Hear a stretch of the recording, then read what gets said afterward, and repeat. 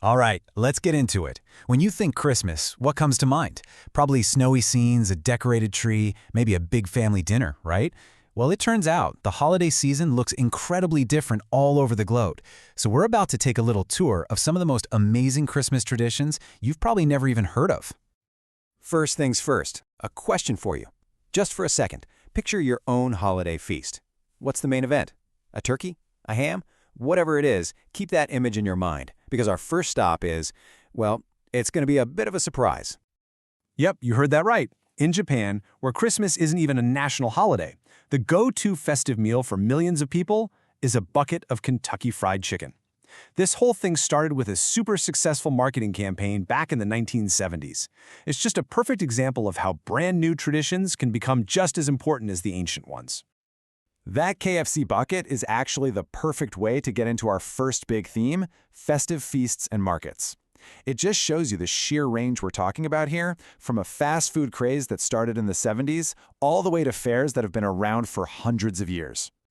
And you can really see that contrast right here.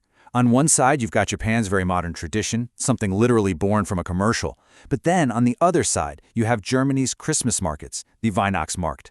I mean, these are centuries-old institutions, filled with handmade gifts, warm spiced wine, and just this deep sense of history.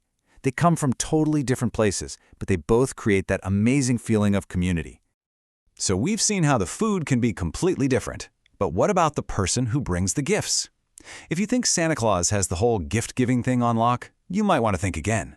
The world is full of some pretty fascinating holiday figures.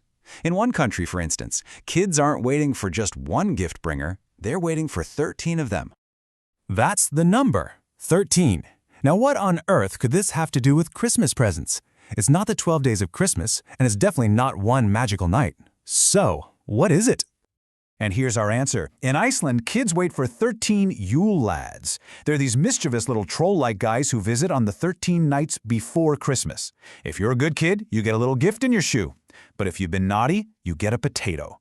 Meanwhile, down in Italy, kids are waiting for La Befana, a kind witch who flies around on a broomstick delivering presents, not on Christmas, but on the eve of Epiphany in early January. So gift bringers are on the move. But what if the celebration itself is a journey? Some of the most amazing traditions out there aren't just in one place. They're all about movement, about travel, and bringing the entire community along for the ride. In Mexico, for the 9 days leading up to Christmas, there's a beautiful tradition called Las Posadas. It's basically a moving reenactment where whole neighborhoods form processions, and they go from house to house singing to recreate Mary and Joseph's search for shelter. The journey itself is really the heart of the entire celebration. Now for a completely different kind of holiday travel, let's head over to Caracas, the capital of Venezuela. In this really unique and honestly just joyful modern tradition, a lot of the city's residents actually roller skate to the early morning Christmas masses. It's just this super high-energy way of celebrating as a community, all on the move. All right, our next stop takes us into the world of rituals. And this is where we see a really fascinating mix of the sacred and the superstitious. You know, the light and the dark. These customs range from really profound acts of faith to some pretty playful ways of keeping mischievous spirits away. Okay, this gives us a great little snapshot. In the Philippines, you have the Simbang Gabi tradition, which involves getting up before dawn to go to 9 masses in a row.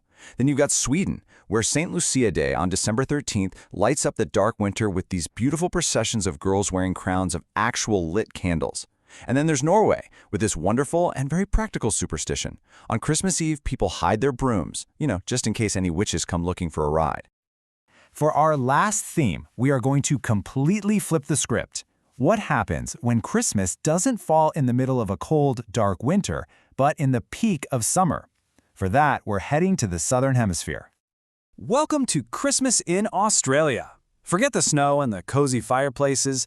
Down here, the holiday is all about the sun, the sand, and the surf. Celebrations move outside, families head to the beach for a Christmas Day swim, and that big heavy roast dinner, that's often replaced by a classic Aussie barbecue.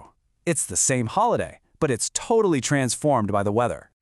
So, after seeing all of this, from KFC dinners and roller skating churchgoers to kind witches and beach barbecues, it kind of leads to a pretty big question, doesn't it? What actually makes a Christmas celebration real? Is it the snow? Is it the food? Is it a specific person who brings the gifts? You know, when you look at all of these different traditions, from a bucket of chicken to hiding a broom, it becomes pretty clear that the one thing they all have in common isn't any single ritual. It's really about getting together. Whether it's a marketing campaign that becomes a national feast or a summer barbecue that replaces a winter roast, the real magic seems to be in how people find ways to gather, to share, and to create a little bit of joy together, no matter where or when they are.